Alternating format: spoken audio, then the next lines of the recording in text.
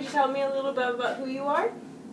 Yes, my name is Panayoti Bailey. I am 23, going on 24, from Deerfield, New Hampshire, and a recent UNH graduate in finance.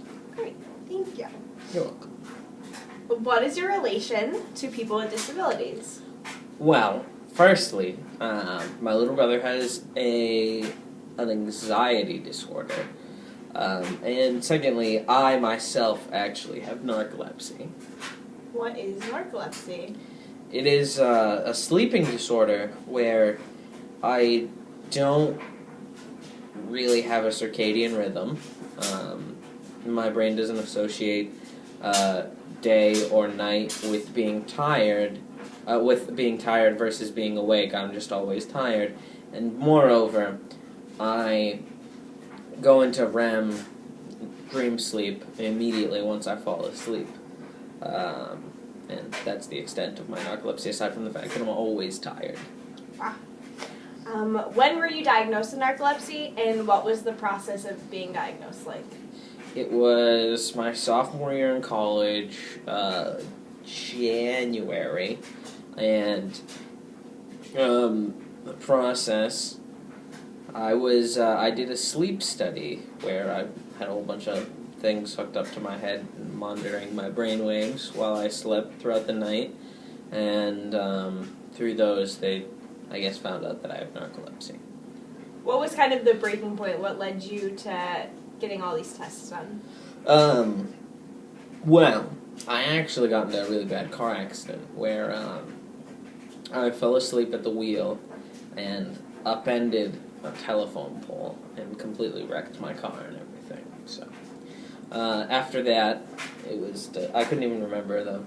Not because of a concussion, I just couldn't remember because I was so exhausted. Like 5 minutes before the accident even took place, I more or less just woke up because I was choking because there was too much smoke in the car, and then we decided that I should be tested.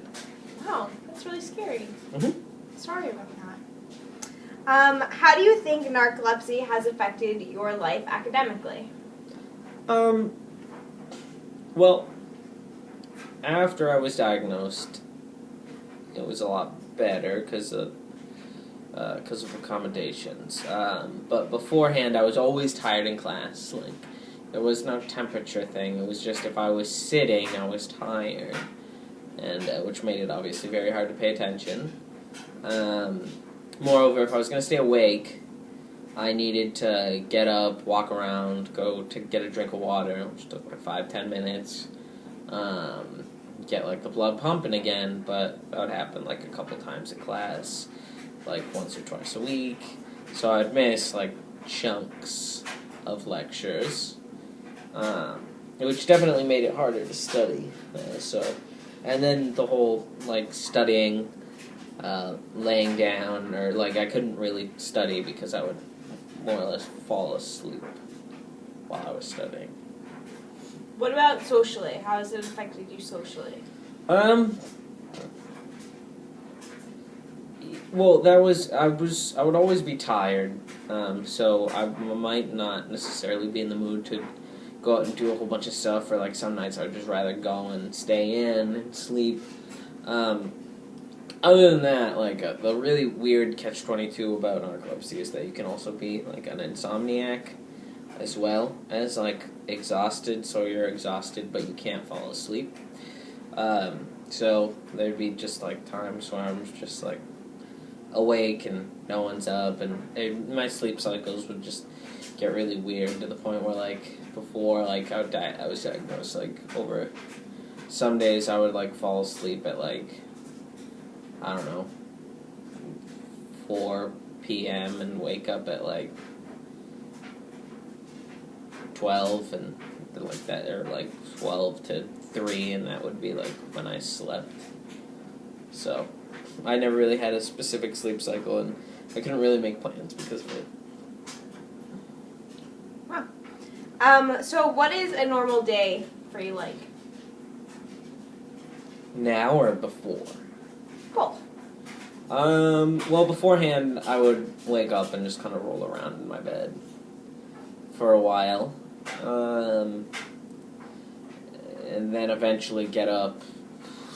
Occasionally, just skip classes, not go, just because I was too tired, or just go and then eventually fall asleep. Then I'd come back, or I'd go to a friend's dorm, and I'd go back home because I commuted, or I'd go to a friend's dorm, and I would just take a nap.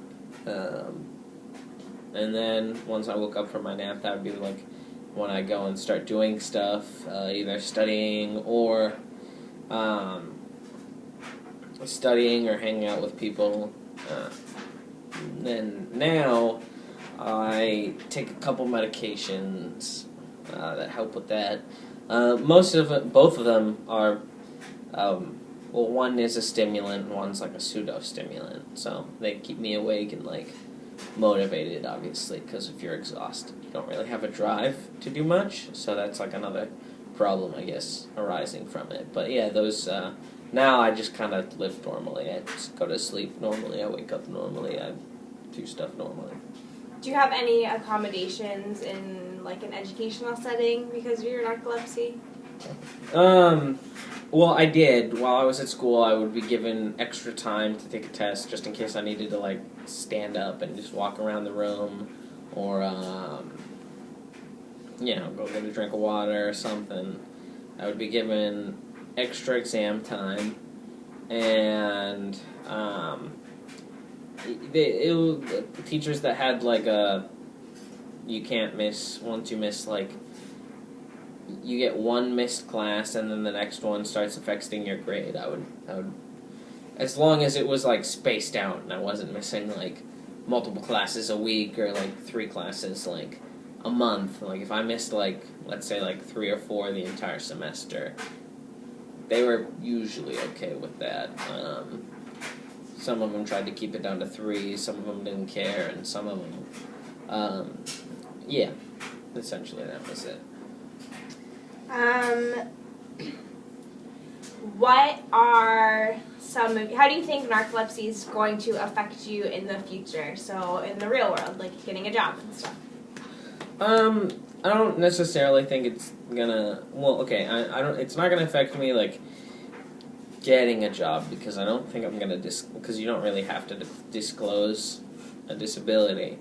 So I know that it's one of those things where they technically can't discriminate, but they could find I fear that they could find other reasons to disqualify me from a position based around the fact that I have narcolepsy. So I don't plan on disclosing that information. And otherwise, currently I live like a normal human being. So I just, as long as I remember to get up in the morning and take my medicine, and I'll be fine. Great. And what about your family? How does your family treat your narcolepsy, the whole process of you being diagnosed? They were scared initially because they didn't necessarily know what that entailed.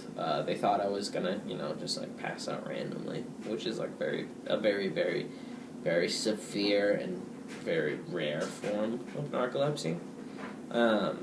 So that doesn't happen. I just get like a little tired, weak in the knees after I eat like a very big meal, which I try to shy away from, or just, every once in a while I'll just feel like my face will be a little droopy, and then they'll just like let me go take a nap. They don't necessarily bug me anymore when I'm sleeping a lot, because they kind of understand that if I'm sleeping, it's because I'm exhausted, or I've done a lot of work and I just need to, recharge. Awesome. Thank you. You're welcome.